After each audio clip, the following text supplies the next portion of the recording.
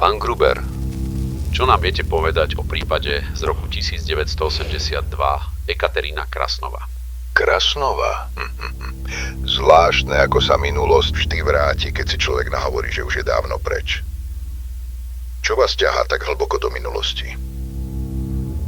Na stanici je málo mŕtvol? Máme svoje dôvody. Povedzte nám, čo si pamätáte. A my vám povieme naše dôvody. Tak mi do tej kávy prihoďte niečo tvrdšie. Možno sa mi rozjasní pamäť.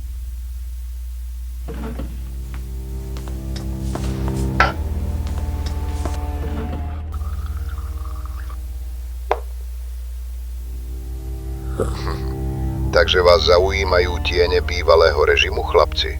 Niekedy sa zíde aj starý harcovník, čo si ešte pamätá pach tej doby. Ekaterína Krasnova, študentka astrofyziky, sovietský pas, kruhy v tráve, zmiznutie. Našli ju na poli nad Račou, máj 82. V ten deň ma opustila žema. Niektoré momenty sa vám v živote proste spoja dokopy. Ten rok si pamätám až príliš dobre.